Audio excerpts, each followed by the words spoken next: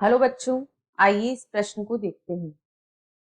Prokaryotic और eukaryotic कोशिका के फ्लैजिला में अंतर है। विकल्प ए माइक्रोट्यूब्यूलर संगठन और प्रचलन के प्रकार में, विकल्प बी माइक्रोट्यूब्यूलर संगठन और कार्य में, विकल्प सी प्रचलन के प्रकार और कोशिका में प्लेसमेंट का, या विकल्प डी कोशिका में स्थिति और कार्य की दिशा में।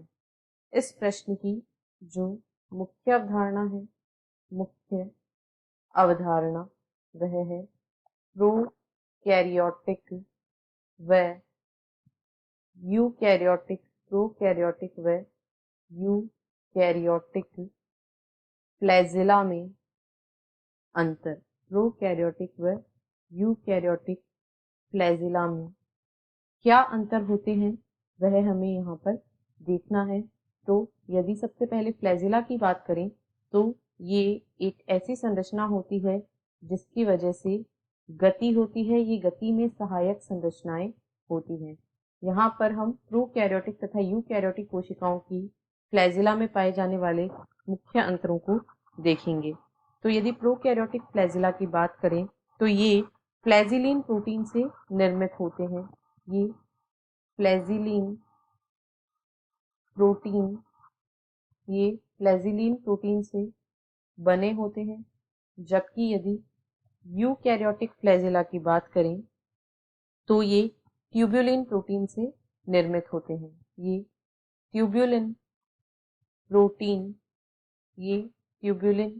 प्रोटीन से निर्मित होते हैं। यदि इनमें दूसरे अंतर को देखें तो ये छोटे प्रोकैरियोटिक फ्लैजिला जो होते हैं ये आकार में छोटे होते हैं।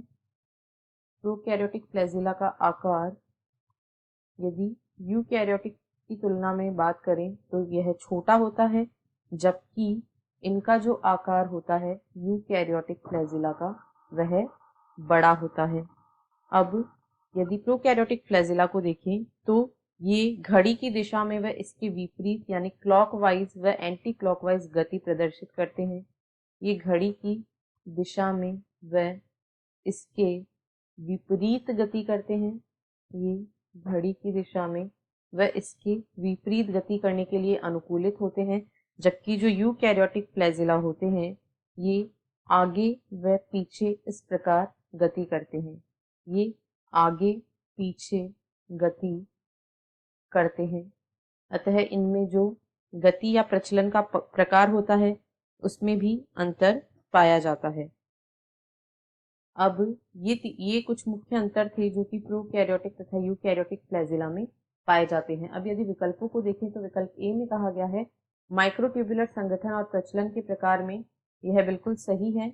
इन दोनों में ये अंतर पाए जाते हैं। एक तो इनमें माइक्रोट्यूब्यूल जो होती हैं वे अलग अलग प्रोटीन की बनी होती हैं, साथ ही साथ इनमें प्रचलन का प्रकार भी अलग अलग होता है।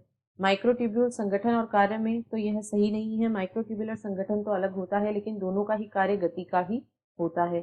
सी में कहा गया है प्रचलन के प्रकार और कोशिका में प्लेसमेंट। प्रचलन के प्रकार में तो अंतर होता है लेकिन कोशिका में प्लेसमेंट जो होता है वह एक सा होता है, अतः यह भी सही नहीं है। और डी में कहा गया है कोशिका में स्थिति और कार्य की दिशा दोनों ही गलत है, अतः विकल्प ए इस प्रश्न का सही उत्तर है। आशा है आपको प्रश्न समझ आया होगा। धन्यवाद।